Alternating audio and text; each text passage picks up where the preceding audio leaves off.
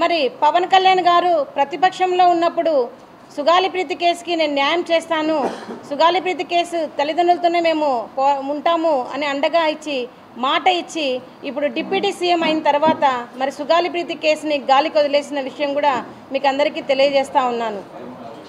మరి ప్రతిపక్షంలో ఉన్నప్పుడు అంతగా మాకు అండగా ఇచ్చిన మరి జనసేనాని గారు మరి ఈరోజు ఎందుకు సుగాలి ప్రీతి కేసు గురించి పట్టించుకోవడం లేదో ఈ మీడియా తరఫున నేను ప్రశ్నిస్తాను అన్నగారిని. అన్న, మీరే మాకు మాట ఇచ్చారు, ఖచ్చితంగా కూటమి ప్రభుత్వం వస్తుంది, ప్రభుత్వం వచ్చిన ఫస్ట్ సంతకమే సుగాలి ప్రీతి కేసు అన్నారు. మరి మీరు వచ్చి కూడా అధికారంలోకి 14 నెలలు పూర్తి అయినా కూడా ఇప్పటి వరకు కూడా సుగాలి ప్రీతి కేసులో ఏ విషయం కూడా ముందుకు సాగలేదు. మరి అదేవిధంగా ఈ కేసుకి న్యాయం జరగకపోతే కూడా నిరాహార దీక్షకు కూడా మేము పూనుకుంటామని మేము చెప్తున్నాము.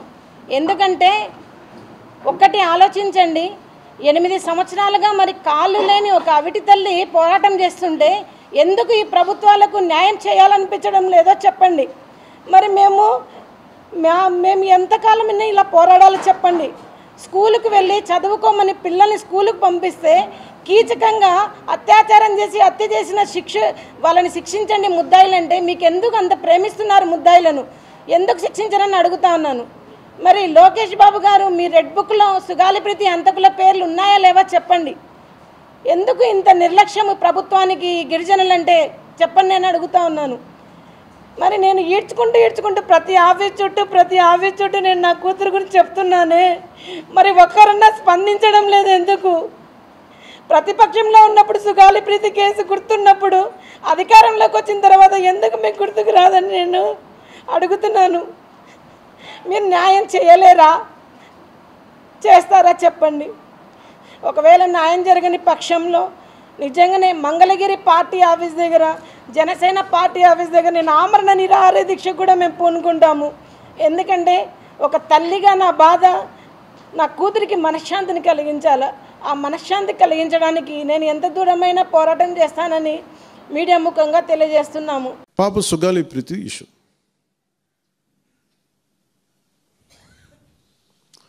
పండ్లున్న చెట్టుగా రాళ్ళు పడతాయంటారు. ఎవరైతే చేయూతనిస్తారో, ఎవరైతే ఆదరిస్తారో వాళ్ళని తిడితే ఎట్లాగా? అసలు ఈరోజు సుగాలి ప్రీతి అనే కేసు ఎలా ఎక్కడి నుంచి బయటకు వచ్చింది మీరు చెప్పండి. ఇలాంటి అన్యాయం జరిగిందని ఎవరికి తెలుసు? ఈ రోజున గత ప్రభుత్వం 2019, 2024లో ఒక ప్రభుత్వం మీద, అప్పుడు ముఖ్యమంత్రి మీద మాట్లాడటానికి అసలు ఎవరికైనా ధైర్యం ఉందా? ఒక ముఖ్యమంత్రిని ఒక మాజీ ముఖ్యమంత్రిని ఆ టైంలో అరెస్ట్ చేస్తే రావడానికి ఎవరు లేరు రోడ్ల మీద.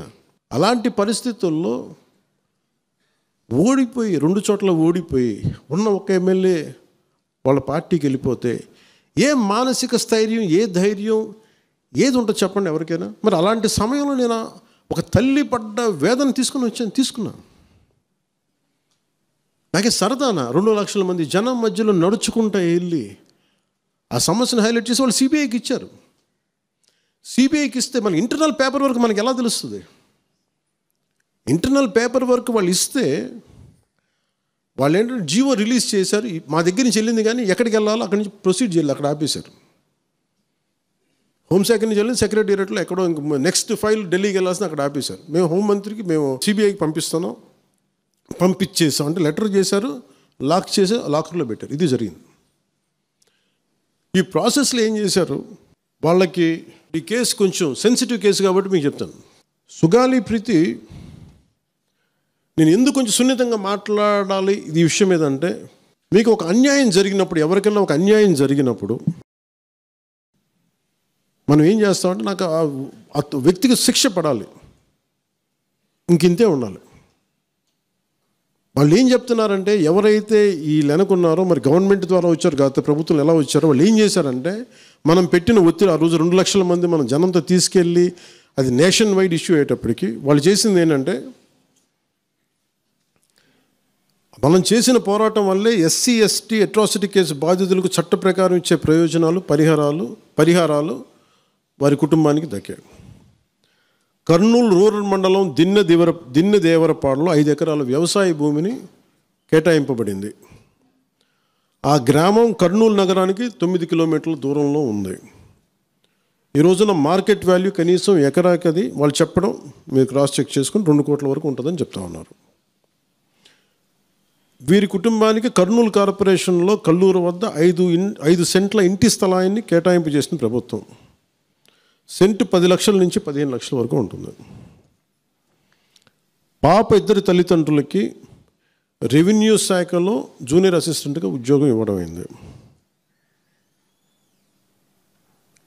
ఇది కాకుండా ఇది మన పోరాటం వల్ల ఒత్తిడి పెట్టడంలో వచ్చినాయి. ఇవి కాకుండా నేను ఫస్ట్ టైం ఛార్జ్ తీసుకోగానే మొదట చెప్పిన మాట పాపకి న్యాయం జరగాలి, ఏమేమి జరిగిందని సిఐడి చీఫ్ని నేనే తెలియజేశాను. డీజీపీ గారికి పంపించాను, అప్పుడు డీజీపీ గారికి తిరుమలరావు గారు, అలాగే సిఐడి అధికారులకు చెప్పాను, ఉన్నతాధికారికి, హోమ్ మినిస్టర్ గారికి చెప్పాం.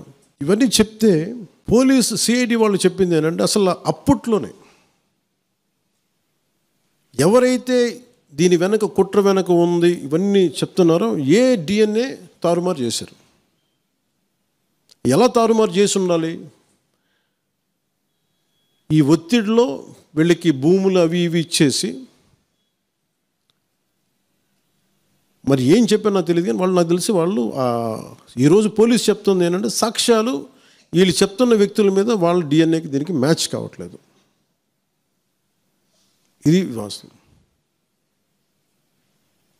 కోర్ట్స్ ఏం చేస్తాయి, పోలీసు ఏం చేస్తారు, దీన్ని కూర్చోబెట్టి ఎందుకు చెప్తున్నానంటే ఇది వివేకానంద రెడ్డి గారిని చంపేశారని తెలుసు అందరికీ. ఎవరైతే చేస్తున్న నిందితులు ఉన్నారో వాళ్ళు ఒక్కొక్కరుగా చంపేస్తున్నారు వాళ్ళని. మరీ గత 5 సంవత్సరాల్లో ఇట్స్ ఎ క్లాసిక్ కేసెస్ ఇవి. ఈ ప్రక్షాళనకే పూనుకున్నాం మనం. ఇది ముఖ్యంగా మన ఎమ్మెల్యేలకు కానీ మీరు ఎంపీస్ యాజ్ అన్ ఎంపీస్ మీకు కూడా మీరు ఈ కేసెస్ మీద మీరు రేపొద్దున అసెంబ్లీలో గళం ఎత్తాలి, మీరు తప్పదు.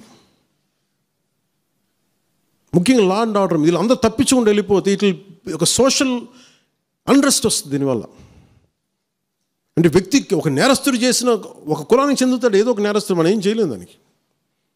ఇందాక అరుణ చెప్పినట్టుగా ప్రతి ఒక్కరు ఏదో కులానికి చెందాలి, వేరే దారి లేదు మనకి. మనం వేరేలా పొట్ల ఏదో కులానికి చెందాలి. కానీ తప్పు చేస్తే కూర్చోబెట్టి పలానా టక్కుమైన ఒక మాట అనేస్తారు, పలానా ఎక్స్ చేసాడు అంటావు, పలానా కాస్ట్కి చెందిన వాడు చేసాడు అంటారు. అసలు ఇంత కాస్ట్ ఎక్కడి నుంచి వచ్చి తెలియదు క్రైమ్కి. సో అందుకని మేము బీయింగ్ లీడర్ని చాలా సెన్సిటివ్గా మాట్లాడాలి. మరీ నేను మిగతా వాళ్ళు గబుకుని మాట్లాడేసి గత ప్రభుత్వ నాయకులు మాట్లాడేసి వెళ్ళిపోవచ్చు, ఈజీ అది. కానీ నేను అలా మాట్లాడకూడదు. దట్టు నేను ఇప్పుడు డిప్యూటీ సీఎం పదవిలో ఉన్నాను కాబట్టి నేను చాలా ఒళ్ళు దగ్గర పెట్టుకుని మాట్లాడాలి. అందుకని ఇవన్నీ మీరు ఒక్కసారి దీంట్లో కూడా ఆ పాపకి న్యాయం జరగాలి, దోషులుంటే శిక్షింపబడాలి, దాంట్లో అసలు ఎప్పుడు లేదు. కానీ ఇలా ఒత్తిడి పెట్టాల్సిన వారికి కూడా నా విన్నపం ఏంటంటే మీరు అసలు ఈ కేసు ఎవరి వల్ల బయటకు వచ్చింది మీరు చెప్పండి. సో మా త్రికరణ శుద్ధిని, మా చిత్తశుద్ధిని మీరు తక్కువ ఎంచిన ఇక్కడ కేసులు వాళ్ళు కూర్చోబెట్టి నేను వెళ్ళి సాక్ష్యాధారాలు నేనేం క్రియేట్ చేయలేను అక్కడ.